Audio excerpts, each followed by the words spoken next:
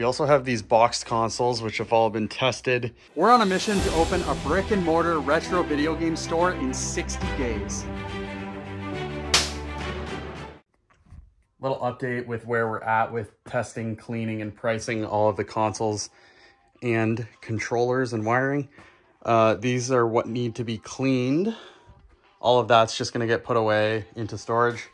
Those are all good to go, but we aren't going to put them out.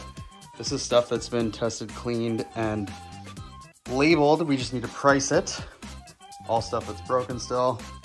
And then upstairs, we started putting out our consoles and some of the controllers.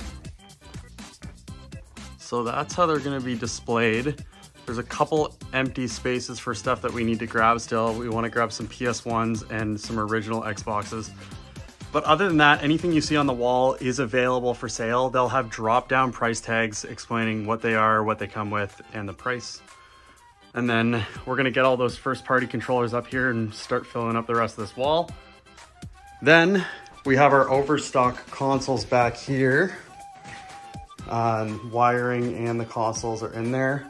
Some of the stuff that's up there that's displayed is the only one available.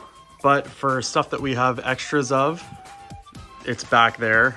Like some of the stuff that we only have one of is that Jungle Green 64, the 32X, Sega Saturn, Sega CD, Xbox One. But I think this looks pretty good. So for, like I said, the stuff that we have extras of is in the back.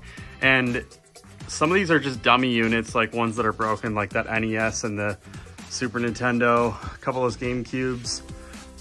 So we know we have those colors in the back if somebody wants them, but the ones that are up there, for I would say like probably half are dummy units and the rest are tested and working units that can be taken down if somebody gets them, but we don't have them in the back. Once we're done cleaning and pricing all those and bringing them up, then the last thing we need to do is see what controllers we need to order more of, and then also same with the wiring for the consoles, extra wiring if people want to come in and just buy the wiring if they found their old console or something.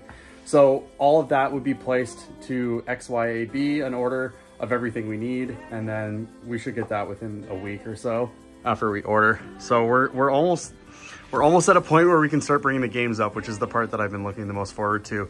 The additional games on top of the stuff that's listed on our online store already, which is all the stuff that's in the cabinets and priced right now. We also have these boxed consoles, which have all been tested.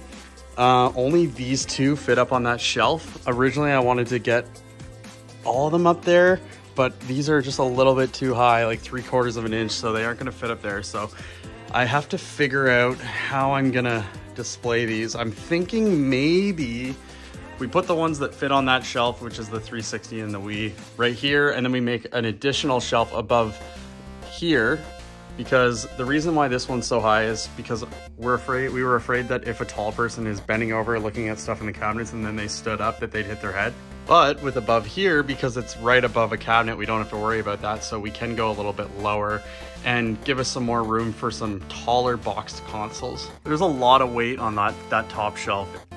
I really don't think it's gonna be a big deal, but 360, and then once the original Xbox, Xbox One, PS3, PS2, those are all like the fattest, heaviest consoles, and they're all on pretty much 1 or 2 shelves, but definitely just on one piece of slat wall.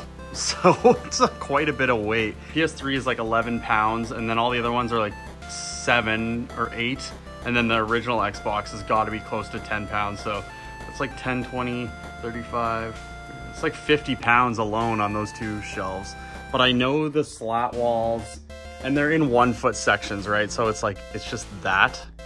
And I know that they can hold, I'm pretty sure you said 135 pounds per piece. So I'm really not worried too much about it, but it still kind of sketches me out that there's so many heavy consoles on one piece. I'm gonna clean the rest of these, then we'll get over here, bag them, and then start pricing all this, putting it up on the shelves, and that should probably take us till the end of the day. We're at around 7 o'clock right now, and I plan on being here until probably midnight, so let's get to it.